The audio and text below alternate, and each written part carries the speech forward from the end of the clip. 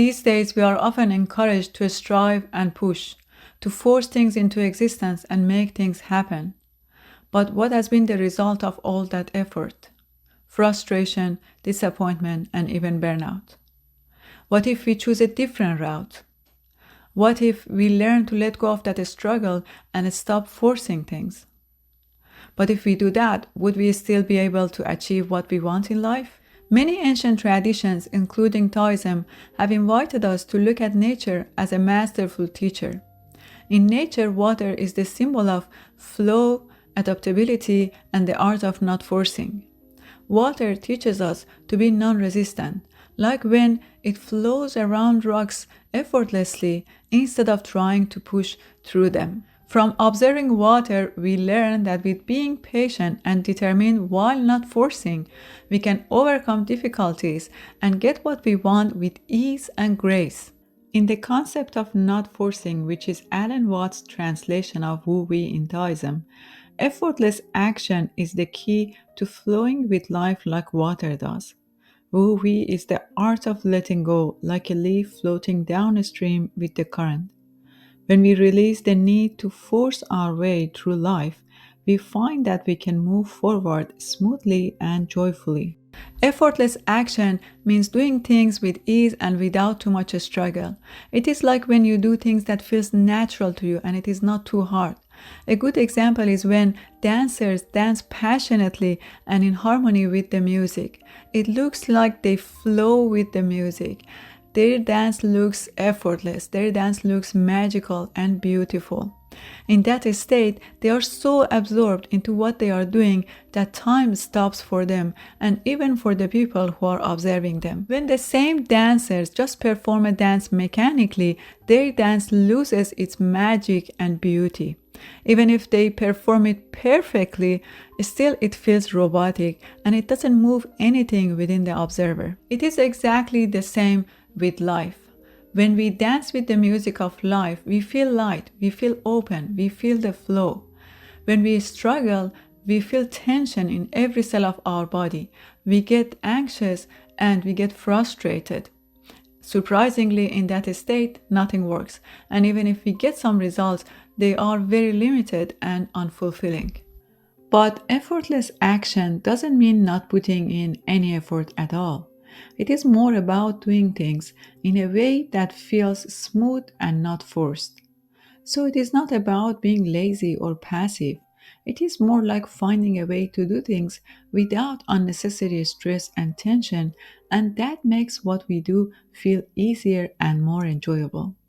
This is so true for every aspect of our life.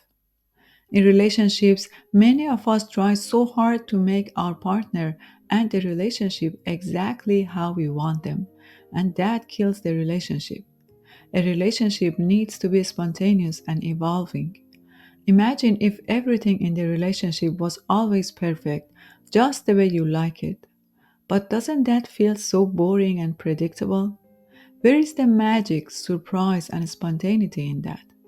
These are the things that make a relationship feel alive, vibrant, and enjoyable, just like a living thing. In personal and spiritual growth, we can't make things happen by forcing them.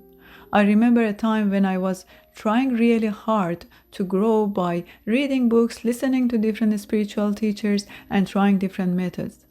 But then I heard this saying, "You cannot make a flower blossom." And that saying changed my attitude toward growth. Now I let the path unfold and I take whatever steps I can toward being more conscious, more authentic.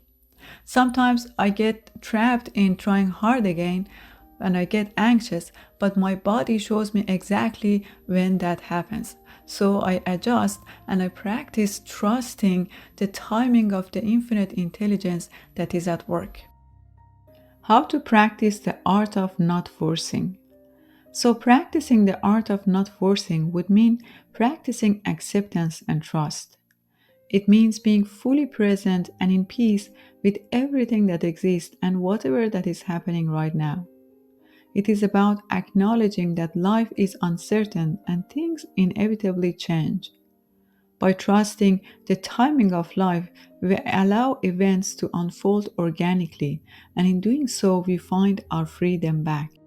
Let's say you have started a new workout routine to get to a certain bodily condition, but then you find yourself tired and unmotivated. Not forcing means accepting the way you feel and then adapting your exercise routine. Instead of pushing yourself too hard to do the same thing, you can be open to alternative workouts that may be lighter or maybe completely different. Or maybe you just need a day of rest and then you can see how you feel and how you think about your routine.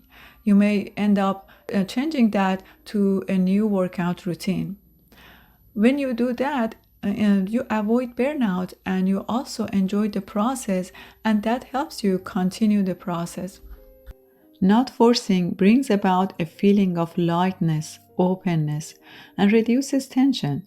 Instead of fighting with our reality, we work in harmony with circumstances.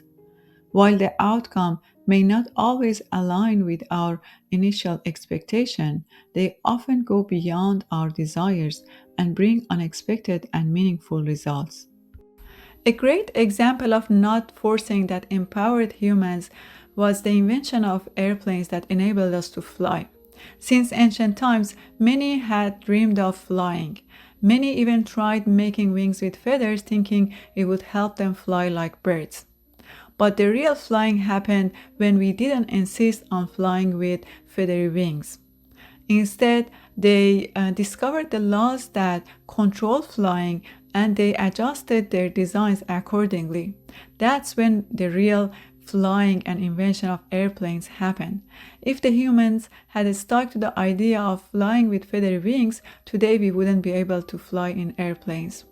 In this example, did humans manage to fly with feathery wings? No, but we got to fly further and smoother than we expected originally. Thank you so much for being with me. Subscribe to my channel if you haven't already. Until next time.